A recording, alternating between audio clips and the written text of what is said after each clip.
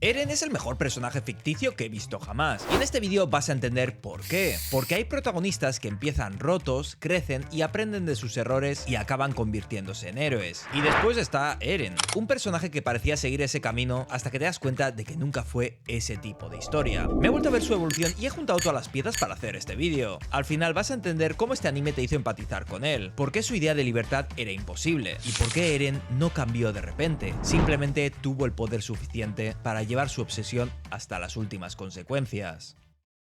Al principio Eren parece el típico protagonista de anime que te venden en oferta con el pack básico del shonen. Se ven ciertos patrones, por ejemplo a la hora de adquirir poderes. Luffy se come una fruta, Midoriya un pelo, Itadori un dedo, y Eren se come a su padre.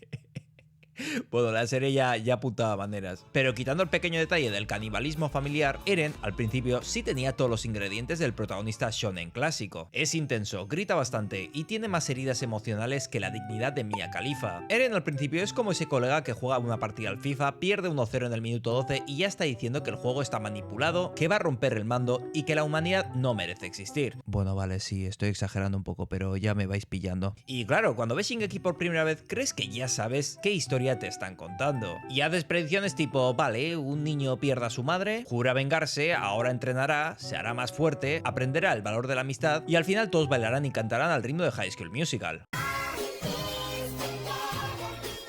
Y ya desde el comienzo, con Eren mirando a los titanes y diciendo que los matará a todos, la obra te está dejando una pista de lo que realmente mueve a este personaje. Pero aquí viene una pregunta incómoda. ¿Y si esa determinación que demuestra Eren al comienzo no fuera en realidad una virtud? ¿Y si fuera una bomba esperando a tener suficiente poder? Porque en otras historias, un protagonista que menciona por activa y por pasiva que nunca se va a rendir suele ser inspirador. En Naruto eso te convierte en Hokage. En One Piece se aplica igual con la frase de voy a ser el rey de los piratas. En Dragon Ball, enfadarte mucho te sube el pelo de las cejas, de la cabeza y hasta del culo, y consigues un poder bestial, y lo más importante, te ahorras irte a la peluquería para ponerte tinte rubio. Pero en Shingeki no Kyojin esa misma mentalidad no queda tan bonita, porque Shingeki entiende algo más profundo. Una persona con una voluntad inquebrantable puede ser un héroe o una catástrofe con piernas. Y aquí está la jugada de Isayama que casi nadie nombra, porque el truco, aparte de escribir bien a Eren, el truco fuiste tú. Llevas toda la vida viendo anime, y el anime te ha entrenado capítulo a capítulo para que cuando un protagonista grita nunca me voy a rendir, tú automáticamente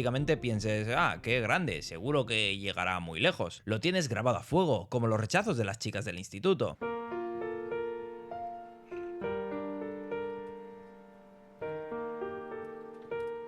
Isayama lo sabía y montó a Eren con todas las piezas del héroe shonen que tu cerebro reconoce con los ojos cerrados. El trauma, la madre muerta, la rabia justificada fueron los cimientos para que empatizaras con él sin pensártelo dos veces. Es un personaje que necesita que el género entero exista para que funcione correctamente, pero ahí está la trampa. Shingeki te vende la obsesión de Eren como si fuera determinación. Te la envuelve con música, con lágrimas y con una frase vengativa totalmente justificada y tú te lo compras. Y entonces aparece la pregunta que cambia todo. ¿Eren era peligroso porque odiaba a los titanes? ¿O porque desde el principio entendía la libertad como algo que había que recuperar destruyendo al que se pusiera delante? Porque para Eren, si algo le quitaba la libertad, había que destruirlo. Eren ve una jaula y no piensa, ¿cómo salgo de aquí? No, Eren es más radical. Él piensa, ¿a quién tengo que reventar para que esta jaula desaparezca? Espera, ¿qué pone aquí?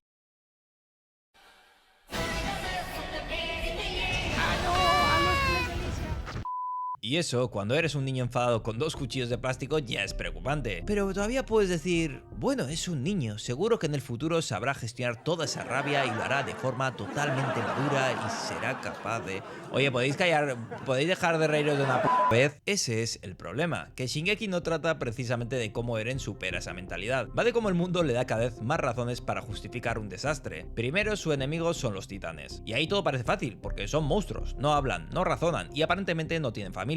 Y son muy feos, las cosas como son. Pero entonces la historia empieza a complicarse. Porque esos grandullones no eran simplemente monstruos, en realidad eran personas convertidas en titanes, eldianos castigados, usados como armas y condenados a vagar por Paradise sin conciencia. Y ahí es donde Eren debería romperse, cambiar, entender que el mundo no es tan simple. Pero la pregunta más determinante es esta. ¿Qué pasa si Eren entiende que sus enemigos son humanos y aún así decide seguir adelante? Ese es el punto donde Eren empieza a entender de verdad a su enemigo. Reiner y Berto tiene una conversación con...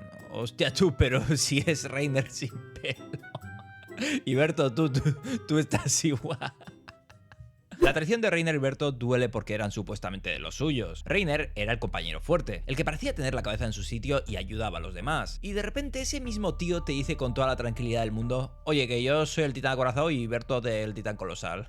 Así, sin vaselina, a pelo. Y esa escena es brutal, porque Eren descubre que el enemigo tiene rostro humano. A mí personalmente Reiner y Bertolt me cayeron bien desde el comienzo. Recuerdo perfectamente cuando Eren no conseguía mantener el equilibrio con el equipo de maniobras, y ellos no parecían villanos infiltrados que estuvieran preparando una masacre. Parecían dos compañeros normales intentando echarle una mano a un chaval. En otra vida podrían haber sido colegas y echarse sus primeros canutos como cualquier persona normal. Y al principio Eren reacciona como siempre: rabia, odio, ganas de partirle la cara a todo lo que se mueva. Pero con el tiempo pasa algo mucho más interesante. Eren acaba cruzando el mar, acaba viviendo en Marley, y allí ve algo que no quería ver. Ve niños, familia, gente normal como tú y como yo. Bueno, como yo no, yo no soy normal.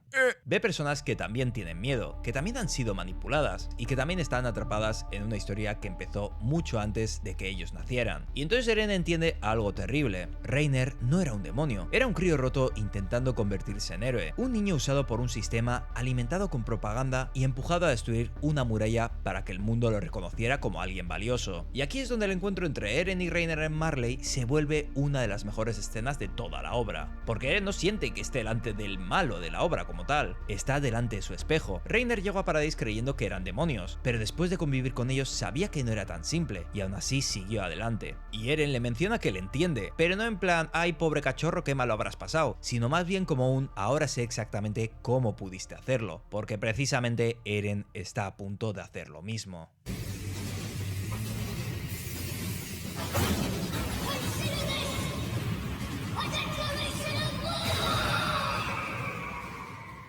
No es un monstruo inconsciente, ni alguien que actúa sin entender las consecuencias, es alguien que las entiende y aún así decide seguir adelante. Y aquí llegamos al punto donde Eren deja de ser simplemente un buen personaje y se convierte en una locura de personaje. Durante toda la serie, este persigue una idea: la libertad. El problema es que la libertad de Eren no era vivir tranquilo, tener una casa, desayunar cereales y que nadie le tocara las pelotas. No, la libertad de Eren era mucho más absoluta. Desde niño quería salir de los muros, quería llegar a ese mundo que Armin le había enseñado en libros. Pero hay una pequeña diferencia entre estos dos muchachos. Para Armin ese libro era una promesa, para Eren en cambio era una humillación. Armin lo miraba y pensaba: qué bonito, quiero verlo, esos paisajes tan increíbles. ¿Qué piensas tú, Eren? Cuéntame, a ver, ¿qué piensas? Todo eso existe y alguien me lo ha quitado, me cago en su puta madre. Por eso la escena del mar es tan importante. En cualquier obra, llegar al mar sería una escena simbólicamente feliz y emotiva. En este caso lo han conseguido, han sobrevivido, han cumplido el sueño de su infancia. Armin está flipando, tocando el agua como cuando tú tocas tu primera teta. Está viviendo el momento más bonito de su vida. Y Eren está ahí al lado con una cara de haber abierto la nevera y encontrar solo un yogur caducao y un filete en mal estado. Para Eren el mar no es el final, es la prueba de que al otro lado sigue habiendo otra jaula y otros enemigos. Antes eran los muros, luego los titanes, luego Marley y al final el mundo entero.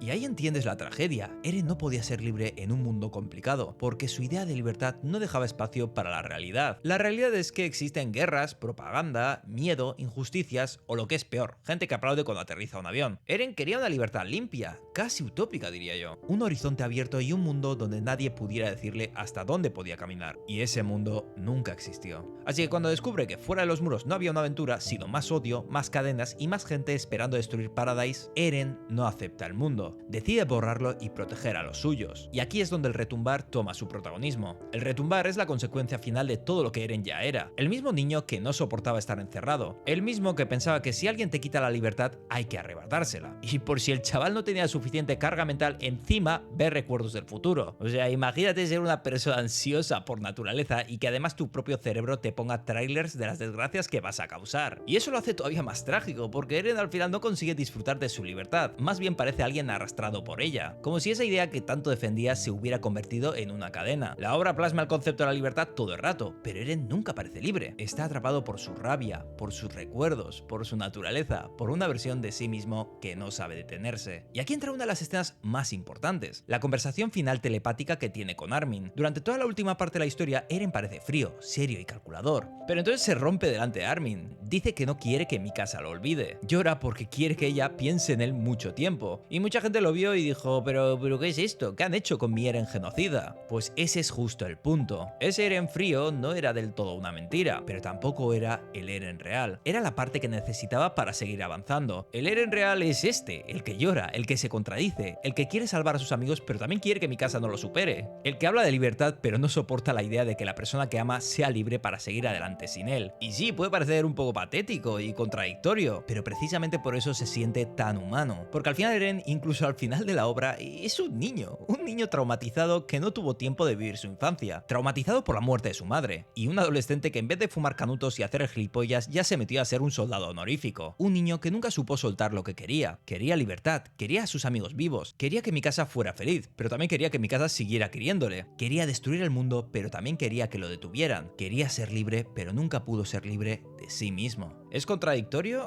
Claro que lo es. Cuando una vida entera está rota en pedazos, lo raro sería que saliera una persona coherente. Y ahí es donde todo encaja. Eren no cambió. El que lloraba, gritaba y se aferraba a lo que quería seguía siendo el mismo. Solo que ya no estaba encerrado entre muros. Ahora tenía el poder de borrar el mundo. Y por eso para mí, Eren Yeager es el mejor personaje ficticio que he visto jamás. No porque sea un badass, ni por sus peleas, y desde luego no como ejemplo a seguir. Porque como modelo de conducta el chaval está más cerca de una alerta nuclear antes que de un participante de charla TED. Eren funciona porque te engaña desde el principio. Te hace creer que estás viendo al típico protagonista que nunca se rinde, el que se levanta siempre, el que sigue avanzando aunque todo esté en contra. Y durante años piensas que esa es su mayor virtud, hasta que al final entiendes que precisamente esa era su condena. Siguió persiguiendo hasta el final esa idea imposible de libertad que tenía en la cabeza. Un mundo sin muros, sin enemigos y sin nadie capaz de arrebatarle nada. Y la obra no le dio libertad, le dio el poder suficiente para llevar su obsesión hasta las últimas consecuencias.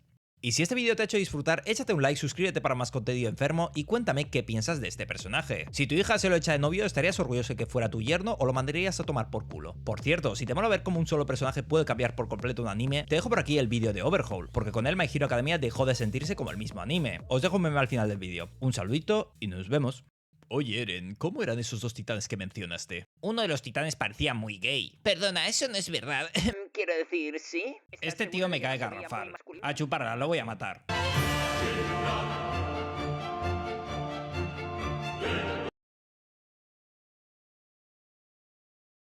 Joder, ¿cómo se llama el tío este? Que he probado de todas las formas y no se me muere. Light, recuerda que puedes hacer el trato de los ojos para... Mira, Ryu, que el trato te lo puedes meter por el culo. Lo único, Isayama, podría haber puesto un nombre más fácil, que así no hay quien se entere. Es que me cago en la puta, de verdad, ¿eh? Es que... estoy jodido.